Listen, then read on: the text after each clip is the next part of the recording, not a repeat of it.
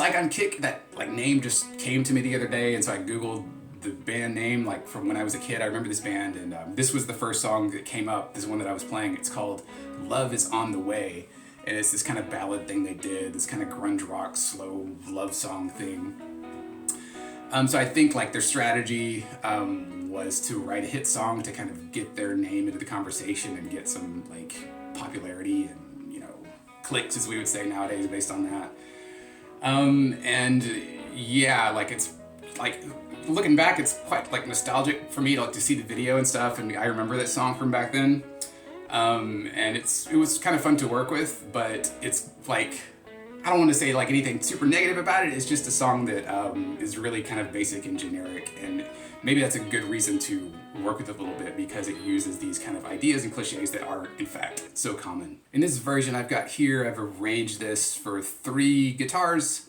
So I got the nylon string that playing kind of the chords in the background, like the rhythm section, like clean tone. Acoustic guitar, he actually plays a nylon string in the original, which I thought was pretty cool. And then I've got like that Yamaha, it's what is it, Revstar, it's like a chambered guitar, so it's good for playing vocal melodies because it sustains so well. So I've got that going on there, and with that one I've got some kind of like these sustained notes, sustained kind of arpeggios ideas that I'll talk about, and some double stops to imitate the harmony parts they do in the chorus section. And then, like, lastly, I've got a third guitar to do these kind of double stop bends to give it this sort of almost country effect. Like I said, the original song was this kind of grunge rock thing, but it is so generic that you could kind of arrange it for any number of different genres, and so I kind of give it this almost kind of country sound with these double stop bends. I'll talk a little bit about each of these 3 guitar parts in turn in the rest of this video. Let's start with the nylon string. So the verse, when I first heard this song, I heard this chord, something like that, C sharp minor, and I think maybe most guitarists, so when they hear that, they assume, oh, like he's going to be playing like D minor, but the guitar's tuned down a half step, so it sounds like C sharp minor. But actually this one he's in standard tuning. The reason is, you know that, because when he gets to the chorus, like it's obviously like an E major chord here. Whoops. So usually like when you're in E major, C sharp minor can be kind of awkward to deal with. You can't really play C sharp minor in this open position. Some people, I guess, will try to like use this voicing here in the second position.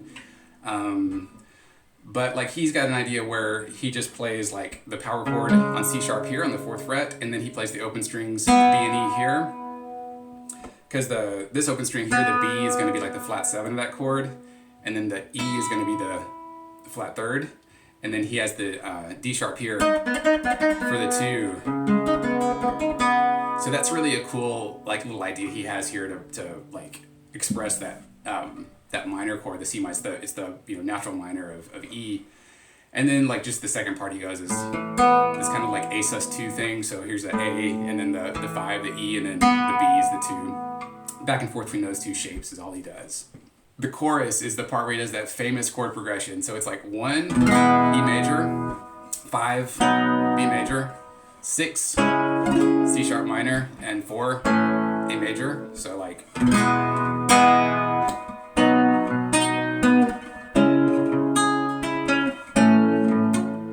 something like that, right? Like that's the one in that like Axis of Awesome video that like every pop song uses this, or they show all these different examples of pop songs that use that very same progression, so it's popular. Like for this one, like I'm just playing block chords, so I just like those same shapes that I just showed you, the shapes everybody knows, like the open E position here that people know. This one, like the B, I'm playing like that, which is like the A shape, but just moved up 2 frets. The C sharp is the same thing. It's the A shape but minor, and then back to A is the A shape. So the chords themselves are really simple. The key on this one, or what I had to practice the most, what I was like not used to, was playing like the right hand arpeggios just really like evenly. So I think that's what he's doing on the record, something like that. But yeah, just kind of get in, like each right hand pattern is a little bit different for each chord.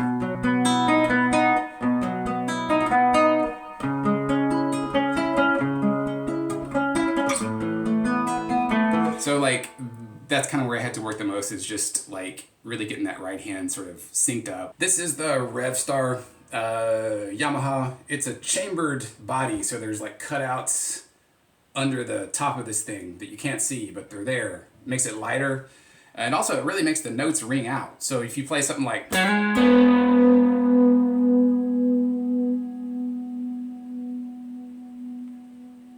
it just kind of keeps going. It's pretty cool. I didn't know it was going to do that when I got this guitar, and it does. So I like to use it for these kind of vocal melodies because you can get the notes to kind of ring out and sustain almost like a voice. So that's kind of what I'm doing here. Especially when you hit like two notes at once, they kind of like rub against each other a little bit and kind of ring.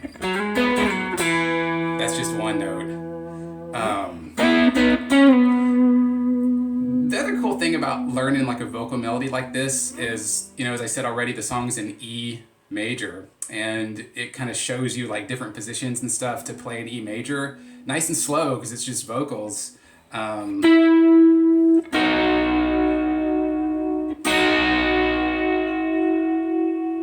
There's more sustain there. So it's like a good strategy just to learn the kind of where the scales are, the notes in the different scales, and kind of practical ways for playing them. And then also like there's a lot of different like articulation stuff. You can do bends, slides. You don't have a voice, you're just playing with your guitar, so you can work on articulation with this too to get the melody to sound a little bit more interesting. The chorus, I started with this. It's just that open string that you hear. It's from this guitar, the Yamaha. So it sounds really epic when they go to that E for the first time, and it's just like that. The low string on the guitar. The other parts, it's a harmonized part. So on the original recording, it's the singer and the guitar player. Like the guitar player sing like a harmony part against the singer. Sounds really cool. I'm kind of trying to imitate it here, doing basically like a two-note solo, like I was talking about in the previous video.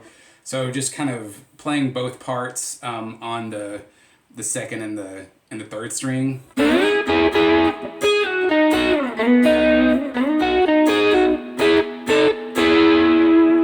Kind of like stuff like that. Last guitar part, this guitar here, I'm playing like, this guitar has all these crazy settings, and I've got like this only top coil here and then like this one here. So it's supposed to be like two single coils, kind of like middle position on a Telecaster. And like I say, it's kind of like a country thing going on here with this one.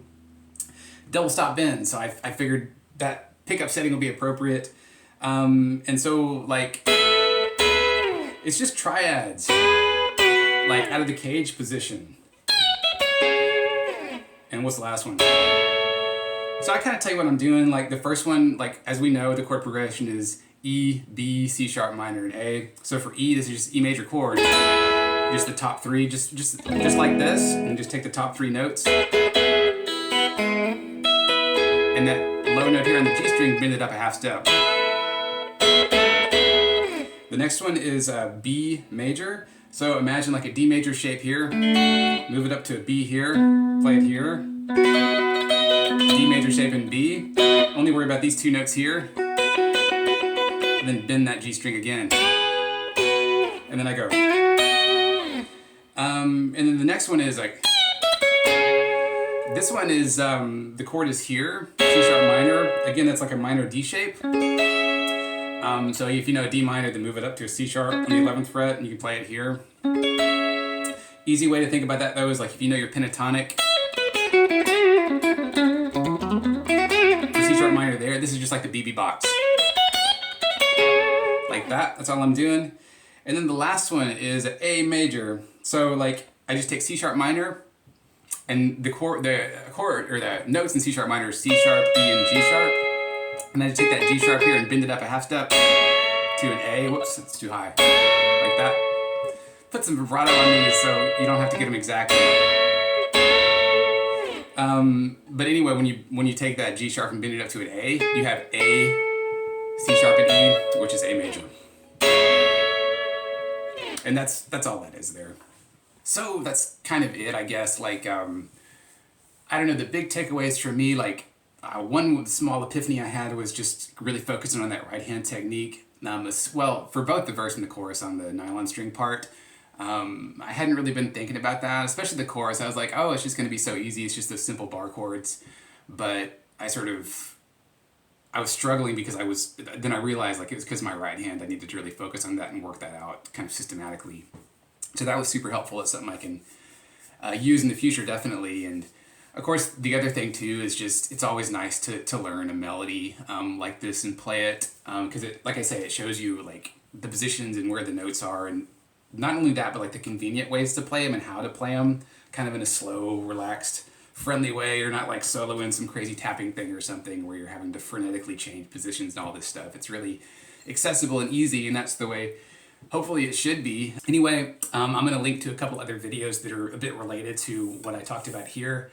One of them is about just soloing on 2 strings only, so I'll put a link to that. And the other one is kind of like for this guitar, this like the one that sustains, this Yamaha. I did a melody of that song Stardust. It's like a jazz standard, so I'll link to that one as well if you're curious. Otherwise, until next time.